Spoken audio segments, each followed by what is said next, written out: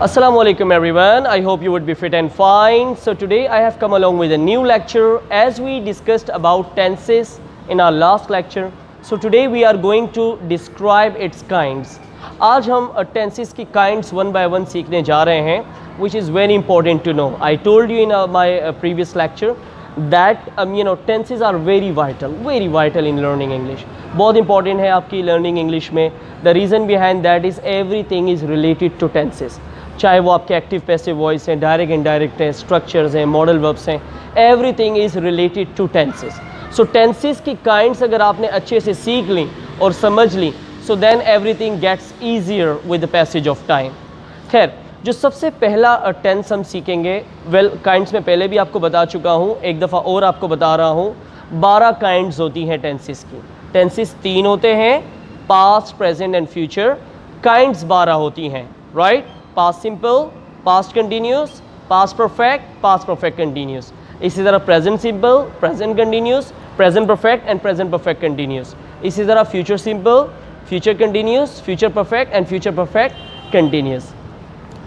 Move करते हैं सबसे ज़्यादा यूज़ होने वाले हाल में जो टेंस यूज़ होता है, और सबसे अकॉर्डिंग टू मी कि प्रेजेंट में सबसे इजी जो टेंस है वो है प्रेजेंट कंटिन्यूस, जिसे हम प्रेजेंट प्रोग्रेसिव भी कहते हैं. मैं आपको समझा रहा हूँ, वेरी सून हम बोर्ड की तरफ भी जाएंगे. खैर, पहले आपके लिए समझना बहुत ज़रूरी है कि प्रेजेंट कंटिन्यूस यूज़ क्यों होता है, क्योंकि बोर्ड पे, बुक्स पे हम पहले भी सीख चुके हैं. तो क्या वजह है कि आज तक हमें उसको यूज़ करना, उसको बोलना नहीं आता, वो मैं आपके सिखाने जा रहा हूँ. देखिए, प्रेजेंट कंटिन्यूस यूज़ होता है उन कामों के लिए जब आप कोई भी काम एनी वर्क जो आप कर रहे हैं, इस वक्त कर रहे हैं, यानी कि ये काम जारी है. जिस वक्त आप बात कर रहे हैं वो काम जारी है, चाहे वो आप कर रहे हैं, चाहे वो कोई और कर रहा है, चाहे वो हो रहा है.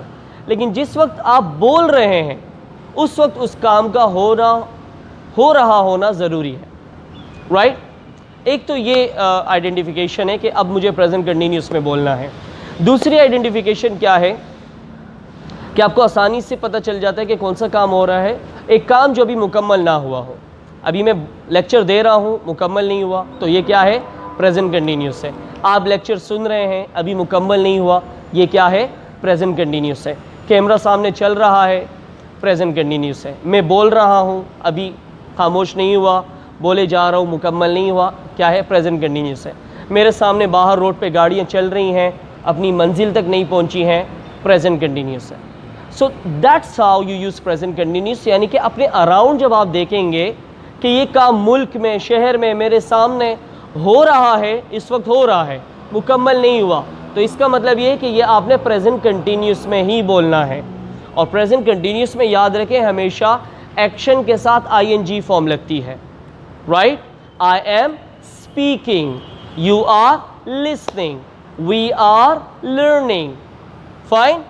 Cars are going through the underpass. Fine. Bikes are running on the road. तो ये वो चीज़ें हैं जो इस वक्त हो रही हैं, right? The house flies are flying around.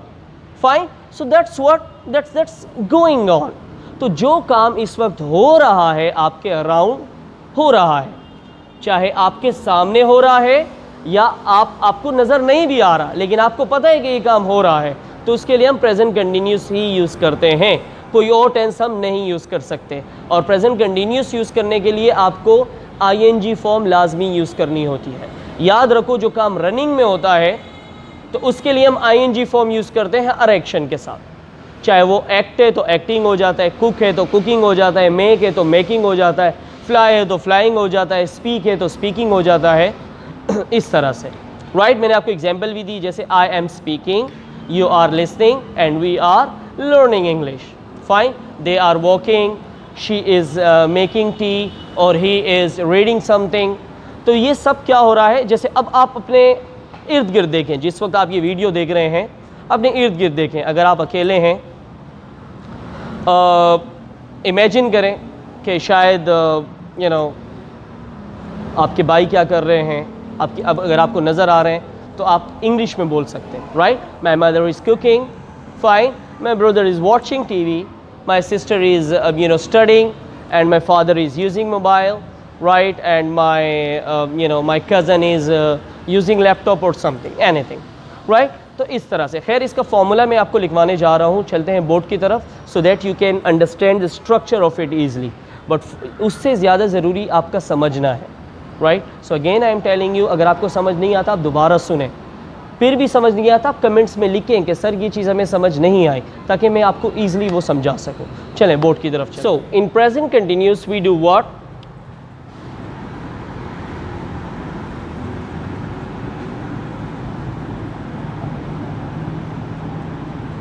present continuous, right. So in present continuous, things which are important, first is, why do we use it? Things are in progress, things or action which are in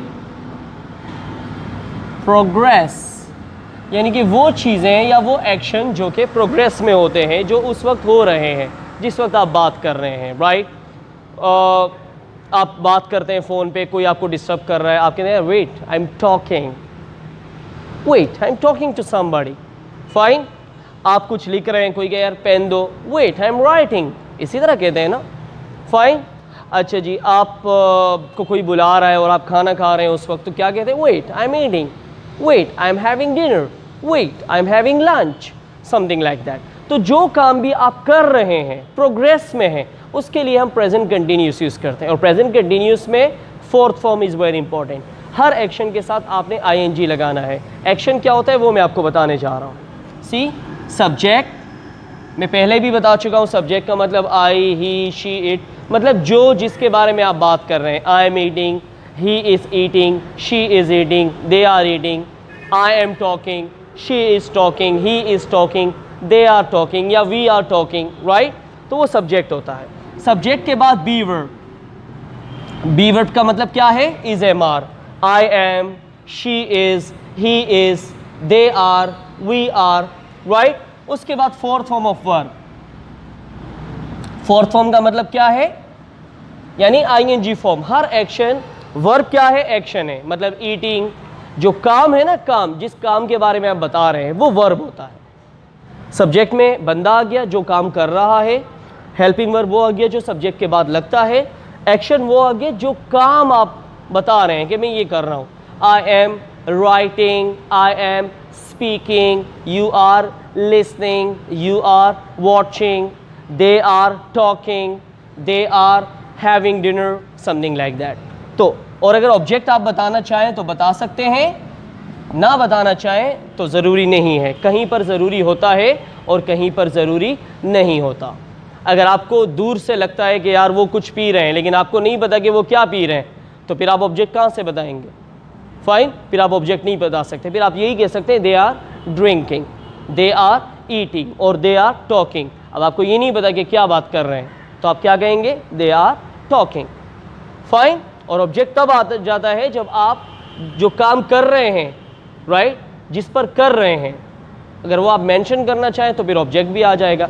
जैसे wait I am talking to my father, और अगर मैं ना mention करना चाहूँ my father तो क्या कहूँगा, wait I am talking, fine, something like that. इसी तरह से सेंटेंस कैसे बनेगा, I am speaking English, right. She is cooking food, right. We are watching you, हम आपको देख रहे हैं, right. इसी तरह से जब आप एक काम नहीं कर रहे हैं या एक काम जो इस वक्त नहीं हो रहा है, हेल्पिंग वर्ब के साथ यानी कि बी वर्ब के साथ नोट लगा देंगे, इज एम आर के साथ नोट आ जाएगा. जैसे I am not speaking, she is not cooking and we are not watching you. तो इसका मतलब है कि वो नेगेटिव हो गया, right. I am not speaking Urdu, I am not teaching Arabic, you are not learning Spanish, we are learning English, like this, right. सवाल कैसे बनेगा, सवाल में आप बी वर्ब आगे आ जाता है, सब्जेक्ट से पहले आ जाता है. जैसे और कोई चेंजेस नहीं करना, सिर्फ इज एम आर को आगे ले आना है। देखो आर आ गया, इज आ गया, ही मतलब आर इज या एम, जैसे are you,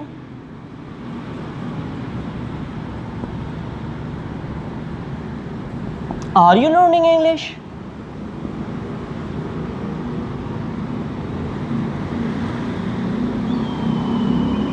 is she cooking food, like this. Fine.